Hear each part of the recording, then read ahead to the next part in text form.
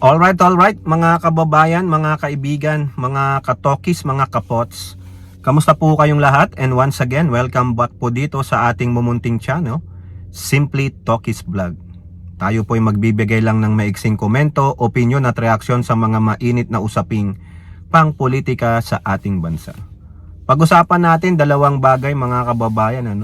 Ito pong si Senator Tago, na walang iba kundi si Walang Bayag Bato de la Rosa, at ito rin pong kanyang kakampi na tinaguri ang yot 51 billion man na si Representative Pulong Kupal Duterte. Ito pong dalawang ito feeling high and almighty. Feeling nila sila po ang may-ari ng Pilipinas. Itong si Senator Tago, feeling niya bayani pa siya.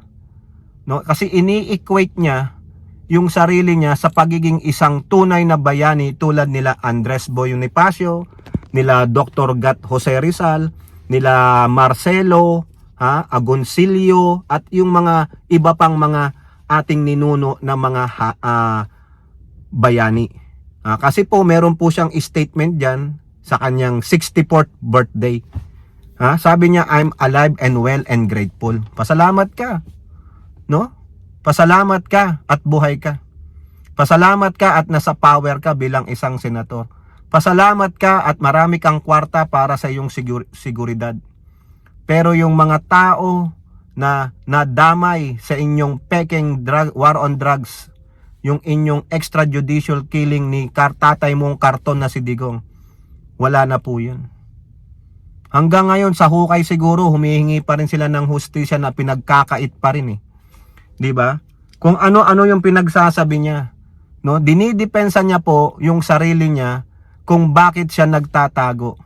Kung bakit siya hindi nagpapakita. Kung bakit hindi siya pumupunta sa Senado at nagtatrabaho. Di po ba? Nakakaburaot. Oo, sa salitang kanto, buraot. Ito namang isa, yung representante ng 1st District ng Davao City, na isang yot man, na isang abuser, physically abuser and verbally abuser, representante pa. Yan po siguro yung mga quality traits ng mga taga Davao. Kasi yan po ang binoto nyo, it represents you. 'Di ba? Representative. It representative who you are. Yan sa bayan ng Davao. Nagluklok kayo ng isang abusadong mambabatas. Yan ang representante ninyo. Abusado. Ano kayo? 'Di ba? Birds of the same feather. Ito pong abusadong representative na galing ng Davao City, nagbanta po. Nagbanta. Ang pagbabanta niya, kung totoo man, na sinasabi niya na pag may nangyari daw pong hindi maganda, namatay ang kanyang tatay na karton diyan sa ICC, hindi niya daw po patatahimikin ang Pilipinas. Biruin mo, idamay mo ang buong bansang Pilipinas. Ano kasalanan namin? Bakit nandyan ang tatay mo sa ICC? Kasalanan ba namin? Bakit siya nandyan sa ICC? Kasalanan ba ng sambayanang Pilipino? Bakit ang tatay mo napunta sa ICC at guguluhin ninyo ang Pilipinas? Kung meron pong Terrorism Act na mangyayari sa Pilipinas, damputin nyo na si Yot man, mga kababayan. Kasi sabi niya yan Di po ba? Alright? So shout out po lahat sa inyo and may God bless us all. So unahin natin si Bato. Yung statement, yung letter ni Bato tungkol sa kanyang 64th birthday, nagpapasalamat pero dumidepensa. No? Sinasabi niya, dignified daw po yung ginawa niya. Anong dignified doon? Anong dignity mo doon? Sa ginagawa mo? Dina-justify mo yung ginawa mong pagtatago? Dina-justify mo yung ginagawa mong hindi pagpasok sa Senado? Kaya nga may Senate of the Philippines. A senator must be on that place to function as a senator, and to fully nagtrabaho kayo. Paano ka makaka-attend sa session kung wala ka doon physically? What's the use of your office? What's your use being a senator? Useless ka. And then you are dignifying your action? Siniself-glorify mo yung action na ginawa mo? Oy, Senator Bato, ang justification dito, you are truly a coward. Duwag ka. Matapang ka lang sa pananalita, pero action speaks louder than words. Totoo yun. Tingnan nyo si Bato. Ano action niya? Nagtatago siya nung nalaman niyang meron daw kopya ng warrant of arrest na nakita si Boyeng Rimulya. O di ba? Natakot na siya. Yun yung action eh. Nagtago. Naduwag. Wala pa man yung physical warrant. O ngayon, ano yung words? Trillanes! Bilisan mo! Kung gusto mo, ikaw pa magpusa sa akin. Ay chichi ka dyan. Make my day. O, pupunta ako doon. Pagluluto ko si Digong ng kanyang favorite. O, di ba? Kaya totoo yung kasabihan, action speaks louder than words.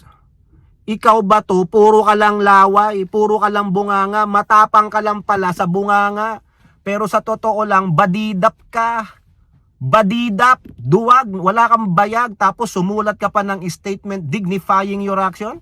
Wala kang dignidad ba to? Wala kang moral ascendancy dahil nagtago ka. Wala pa man din yung warrant mo, nagtago ka. Tapos sinasabi niya, hindi ko isosurrender ang sarili ko, hindi ako paliliti sa banyaga.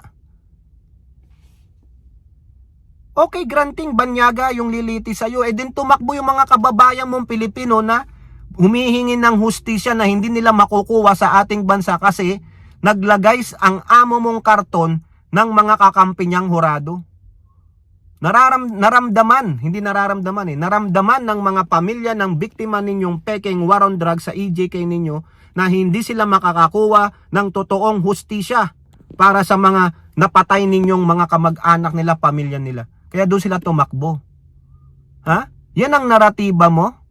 This is an act of patriotism? Anong patriotism doon? Ano pinaglalaban mo para sa Pilipinas? Sarili mo lang eh. Ngayon, idadawit mo pa kami, feeling mo, patriot ka? Ano pinaglalaban mo? Ano pinaglalaban mo? Sarili mo lang. You're trying to justify your action by quoting, by mentioning historical facts. Hindi po yun eh. Ang mga bayani natin ay totoong lumaban sa aggressors. Aggressors. Yung gustong lumupig sa atin. Yung gustong sumakop sa atin. Nangre-rape, parang ganun. Whatever, di ko mabanggit eh. Nananantala. Yun. Nagsasamantala sa atin. Sinusupi lang kalayaan natin. Wala tayong karapatan. Yun yung mga pinaglaban ng mga ninuno nating bayani. Kaya sila pumalag. Yun ang totoo. Kasi may aggression. May pang-aapi sa mga kababaihan. Gusto natin ng kasarinlan. Gusto natin ng kalayaan. Pero ito, ICC, nakikialam ba sila? Ginagampalan lang nila yung trabaho nila. They are a international court. Doon tumakbo yung mga kababayan mong Pilipino na biniktima ninyo ng EJK sa war on drugs ninyong peke. Tapos feeling mo patriot ka? Anong patriot yan? Ang pinagsasabi mo, naintindihan mo ba yung pinagsasabi mong patriotism? Hindi patriotism yan. Cowardness ang ginagawa mo. You are just defending your stupidity, your idiocracy. Ganun po yan. Yang statement mo ay isa lang yan na kagaguhan, self-defense mga kababayan sa kanyang kagaguhan, sa kanyang kaduwagan. Ang yabang-yabang mo pero wala ka naman pala eh. Duwag ka. Huwag kang gumamit ng kung ano-ano na tinuturing mong ikaw ay isang bayani. No! Isa kang bayani ng mga duwag. Bakit? Nakakuha sila ng former PNP chief na duwag pala. Di ba kahiya-hiya ka? Biruin mo, PM mayor ka. Ang taas ng tingin natin sa mga PM mayor, matatapang. Yung pala, isa kang PM mayor na kahihiyan. Ang yabang pa magsalita. Dito nyo ako litisin sa Pilipinas. Dito nyo ako nung una sabi mo, sige Trillanes, make my day. Tapos ngayon pala duwag. Di ba? Pabali-baliktad ka. Sabi nga sa Bible, a double-minded person is unstable in many ways. Unstable ka, hindi ka stable. Yung utak mo balisa na dahil lang kay Boying Rimulya. Alright, punta naman tayo dito sa abusadong representante ng Davao City First District, si Pulong Yot 51 billion man. Kasi po meron pong code card na lumalabas dyan na parang nagbanta po siya sa sambayan ng Pilipino na pag may nangyari daw pong di maganda sa tatay niyang karton doon sa ICC, pag namatay daw po sa loob ng kulungan si tatay niyang karton na si Digong sa ICC, hindi niya daw po patatahimikin, guguluhin niya ang Pilipinas. O ba't pa kayo nagbabanta? Bakit pa kayo nagsasabi? Bakit merong pang-ip? Ginagawa naman na ninyo 'Di ba? Puro nga kayo panggugulo Puro kayo akusa eh. 'Di ba? Bakit may ganyan pa? Bakit may condition pa? Kunwari pa kayo, ginagawa na nga ninyo 'Di ba? Nanggugulo na nga kayo puro kayo daldal Ikaw Pulong, ang totoong gagawa niyan, hindi na nagsasabi yan. Kung gagawa ka ng katarantaduhan, hindi mo na sasabihin yan. Gagawin mo na lang yan. Yan ang totoong may bayag. Hindi. Pinangangalandakan mo parang in-incriminate mo ang sarili mo. Pag may nangyaring hindi maganda sa Pilipinas, halimbawa may act of terrorism, pwede kang damputin kasi nagbanta ka 'Di ba? So aantayin mo pang mamatay tatay mo. Ngayon, hindi pa nga patay tatay mo, nanggugulo na kayo 'Di ba? Malusog pa nga tatay mo 'Di ba sabi niyo yan, okay naman siya. Paano mamamatay tatay mo? Sabi niyo okay naman siya. 'Di ba?